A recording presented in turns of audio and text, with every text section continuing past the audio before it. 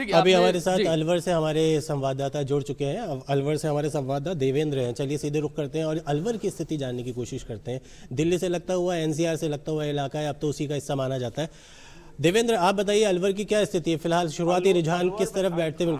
अलवर में 5 राउंड तक के हुए हैं और 11 विधानसभा क्षेत्रों में से 7 विधानसभा क्षेत्रों पर बीजेपी आगे चल रही है।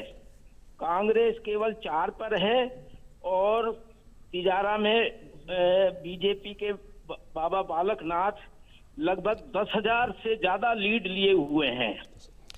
और जो कंटेस्ट चल रहा है वो अलवर सिटी में अच्छा चल रहा है।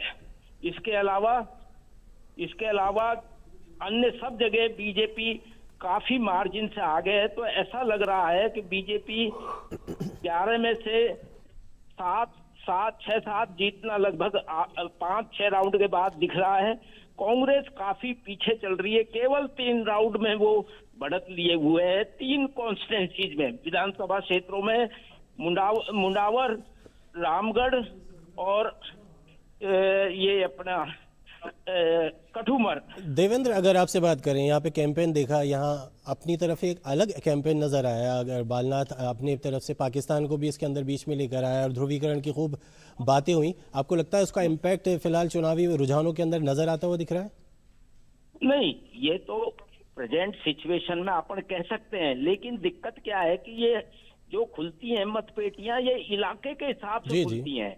जैसे मान लो हिंदू बेल्ट की ये कॉन्स्टिट्यूंसी की, हिंदू बेल्ट में जहां हिंदुओं ने वोट दिया है वो अगर मान लो खुल रही है तो निश्चित रूप से कोई खास बात नहीं है। अगर मेवात वाली बेल्ट के खुल रही हैं तो फिर बाबा जी के लिए, हम सब के लिए एक बड़ी बात है।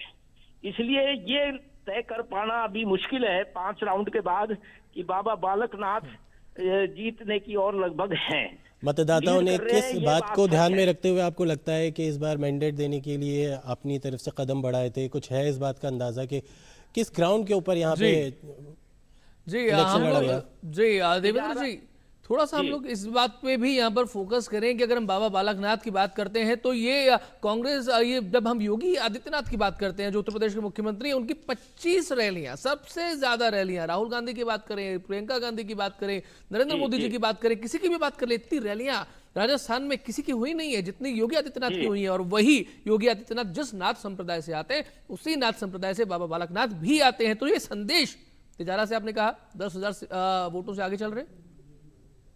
दो बार आदित्यनाथ आ चुके हैं जी। और दोनों बार उन्होंने हिंदू बाहुल्य इलाके में मीटिंग की है और इसको सांप्रदायिक बनाने की पूरी कोशिश की गई है।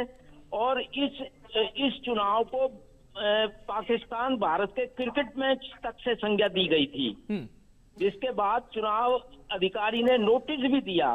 लेकिन बीजेपी की तरफ से शुरुआत से इसी तरह का एंगल लिया है। लेकिन अब चूंकि इस वक्त में ये नहीं कह सकते किस इलाके के वोट हैं ये, लेकिन ये निश्चित है कि बाबा बालकनाथ आगे हैं। और वो सबसे बड़ी हॉट सीट राजस्थान की तिजारा थी, जहां एक तरीके से इनको चीफ मिनिस्टर तक के लिए इनको उछाला गया है नाम कि आदित्यनाथ की तरह बीजेपी चाहती है कि राजस्थान में भी बाबा को बैठाया जाए। तो ऐसी स्थिति में इम्पोर्टेंट सीट है ये।